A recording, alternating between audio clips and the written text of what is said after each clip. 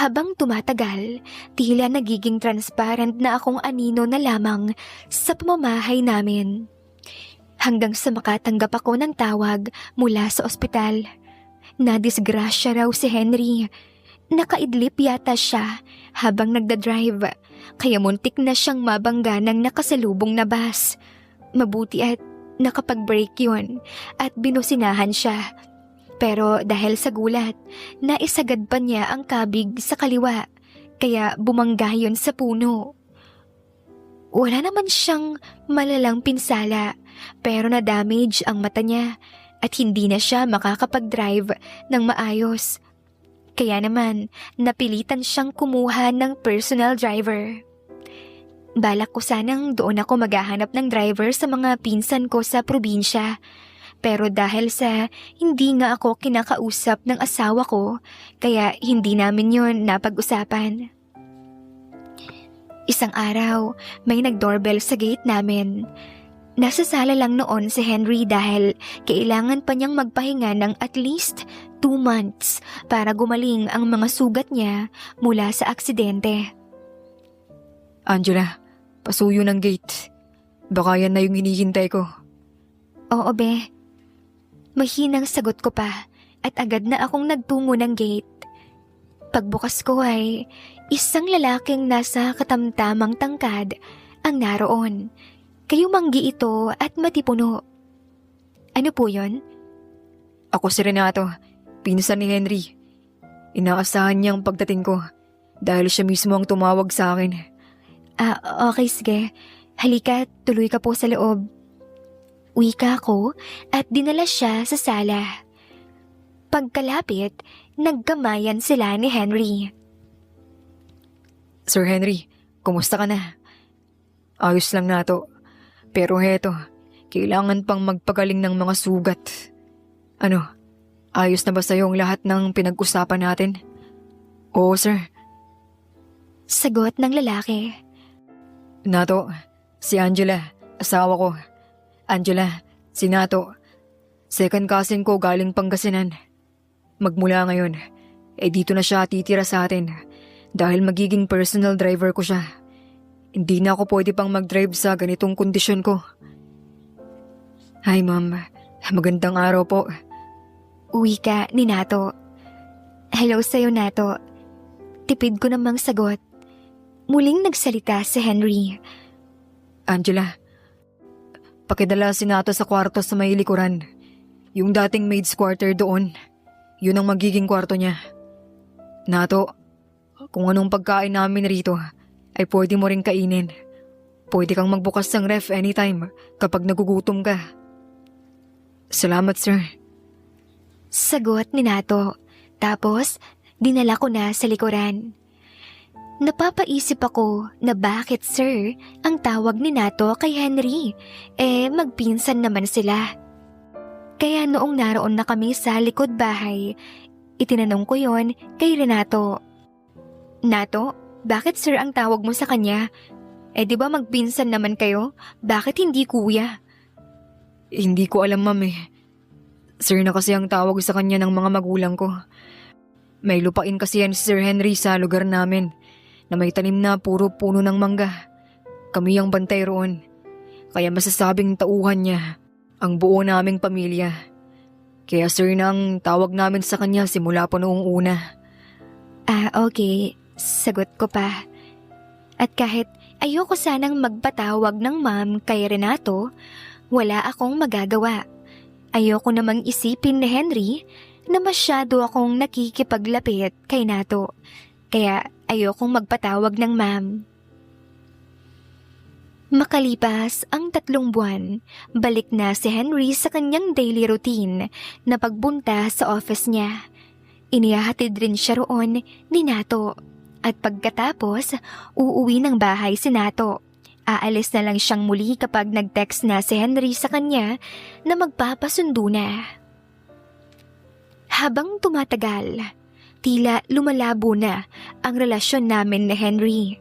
Oo nga at nabibili ko ang lahat ng gusto ko at kailangan ko. Napag-aral ko rin ang mga kapatid ko ng college.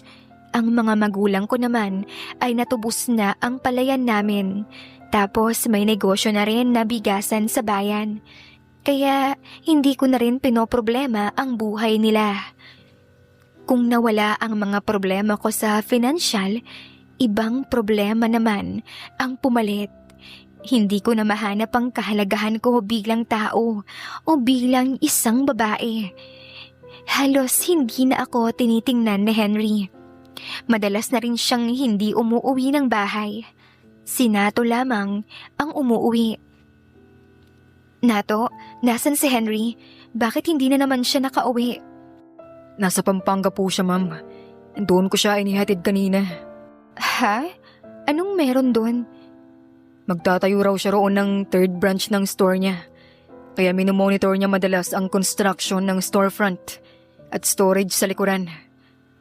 Uwi ka ni Nato na nakayuko na tila iniiwasang tumingin sa aking mga mata. Kaya isa lamang ang ibig sabihin nun.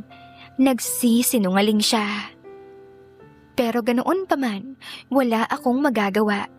Hindi ko pwedeng pigain si Nato na magsabi ng katotohanan. Isang araw, wala pa rin doon si Henry. Ipinag-drive ako ni Nato papuntang SM para mag-shopping. Bored na kasi talaga ako sa bahay kaya naisipan kong mag-shopping na lang para pansamantalang makalimutan ang pangungulila ko sa asawa ko na napakalayo na ng loob sa akin.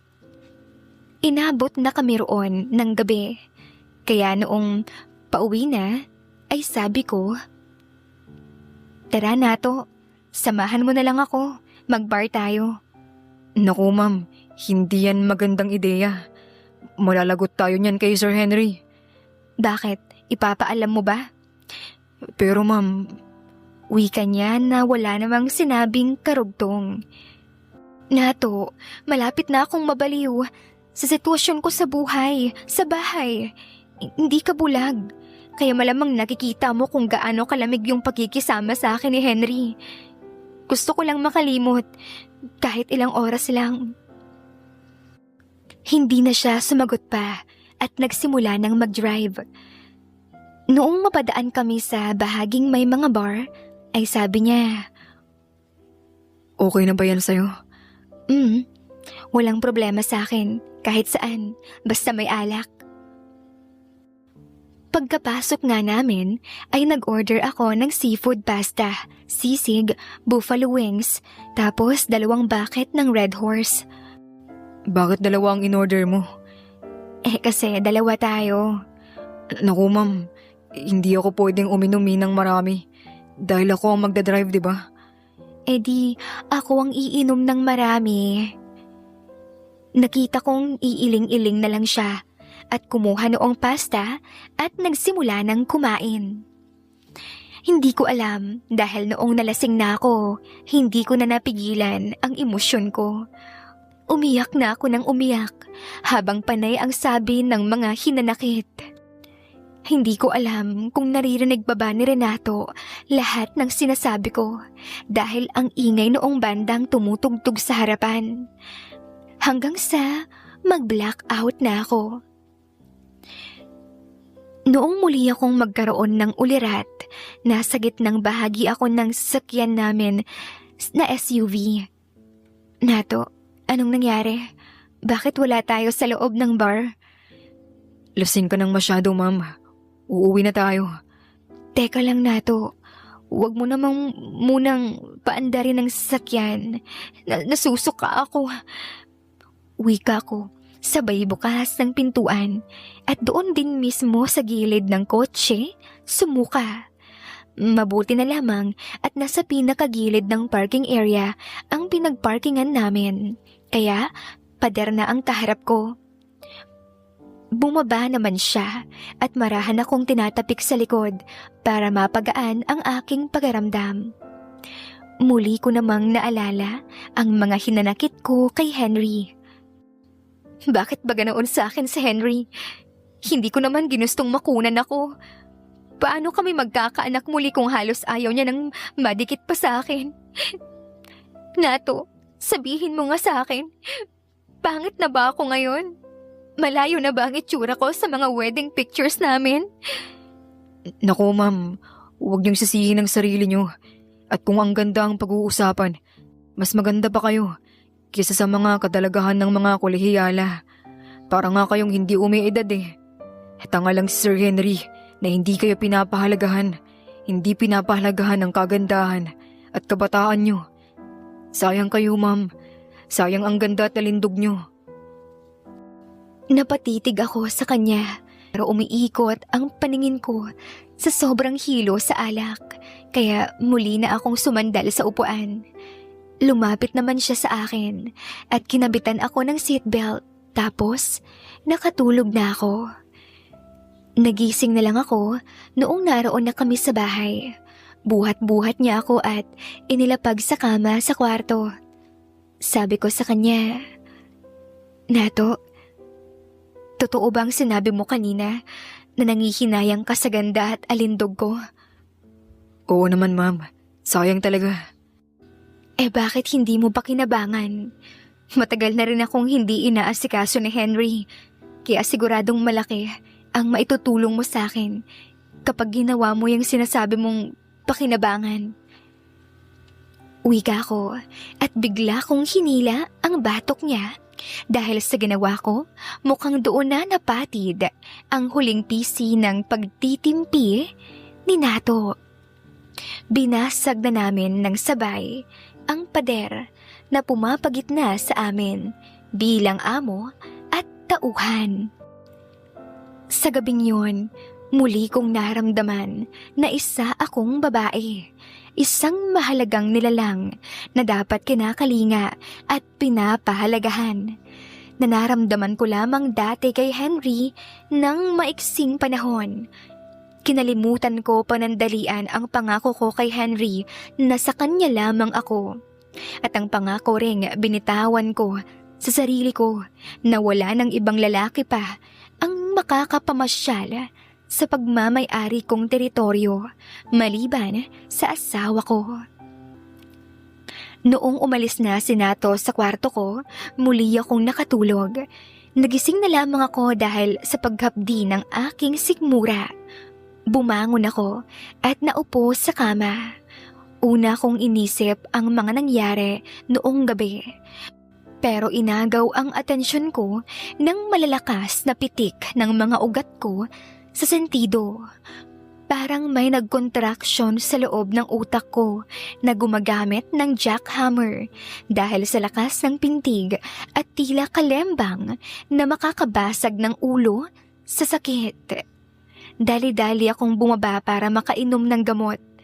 Naabutan kong nagluluto na ng pananghalian namin si Nato. Oh, gising ka na pala, Ma'am Angela. Nagluto na ako ng ulam natin. Tinolang manok. Sigurado kasi ako na hindi mo pa kakayaning bumangon hanggang tanghali. Tama ka, Nato. Pasuyo naman no. Pahingi ako ng paracetamol na nasa ibabaw ng ref yung lagayan. Tapos tubig. Wika ko habang nakayuko sa lamesang hapagkainan. Mabilis naman niya akong binigyan. Noong makainom ako, inabutan na rin niya ako ng maliit na mangkok na may lamang sabaw ng tinolang manok.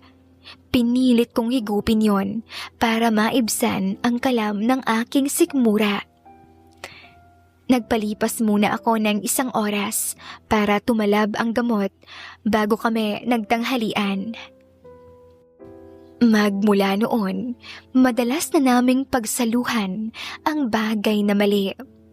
Tuwing wala si Henry sa bahay, naibsan rin ang pangungulila ko kay Henry kahit pa hindi niya ako pinapansin masyado, kahit pa natutulog naman kami ng magkatabi. Ilang taon ang lumipas, muli akong kinabahan noong hindi ako nagkaroon ng dalaw. Mabuti at unang buwan pa lamang noon, pero may hinala na ako sa nangyayari. Ganoon rin ang pakiramdam ko noong mabuntis ako ni Henry. Kaso, ang pinagkaiba ngayon, taon na rin na walang nangyayari sa amin ni Henry. Kaya malaking gulo yun. Kaya kailangan kong gumawa ng paraan. mabuti at na taon na paparating ang wedding anniversary namin ni Henry. Isang gabi noon, nakaupo si Henry sa study table sa loob ng aming silid. Ikinuha ko siya ng paborito niyang alak at nilagyan ng yelo. Be, palagi ka nalang busy sa negosyo. Paano naman ako? Paano tayo magkakaanak niyan kung hindi mo ako aasikasuhin? Ayos, busy ako, Angela, at marami akong iniisip.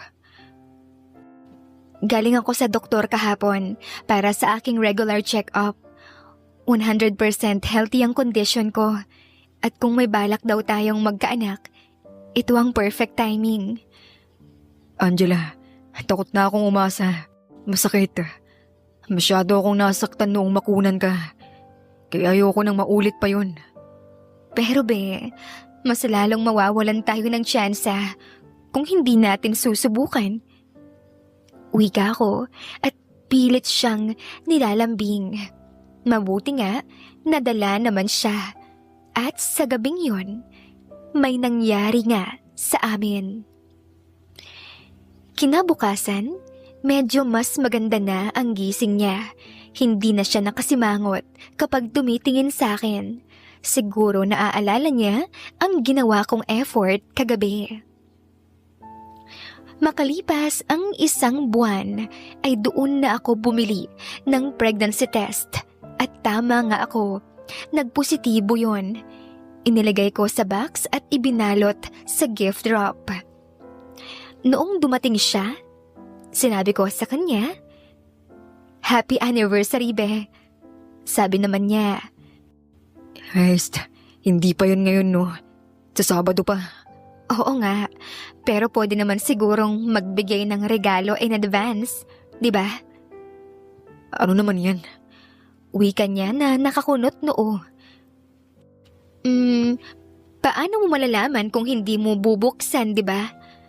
Wika ko nang may malawak na ngiti. Pero sa loob-loob ko, kinakabahan ako dahil baka maghinala siya na bigla na lang akong nabuntis. Last month lang nang may nangyari sa amin. Kinuha niya ang maliit na box at sinimulang sirain ang balot. Tapos sabi niya, Ano ito? Ballpen? "Clue ba gusto mo? Siguro maninira ng ballpen ang clue."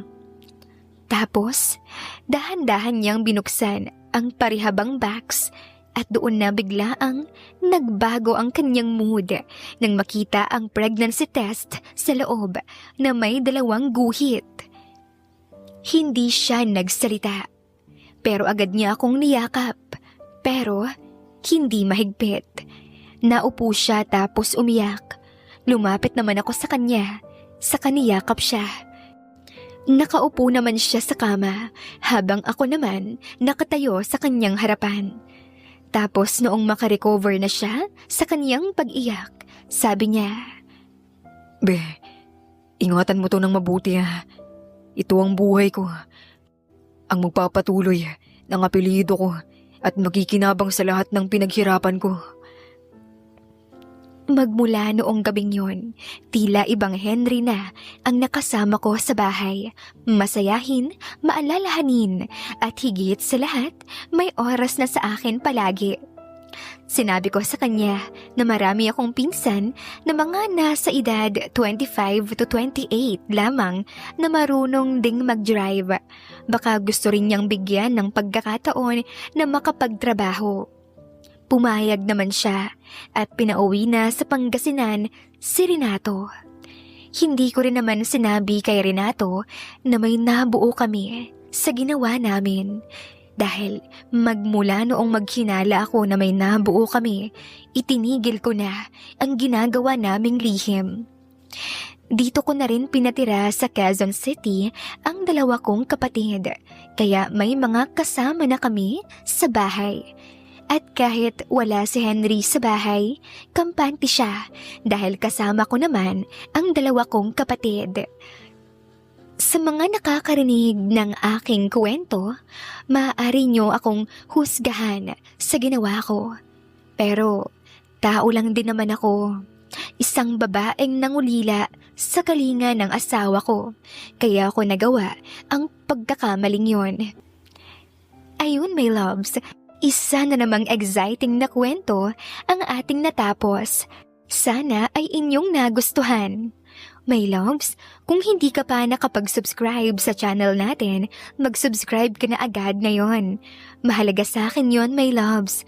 Kaya gusto kong palagi tayong magkasama, gusto rin kitang makilala, kaya mag-like and comment ka na rin para makita at mapansin din kita. Salamat sa pakikinig ha, my loves. Ingat ka palagi. Bye-bye.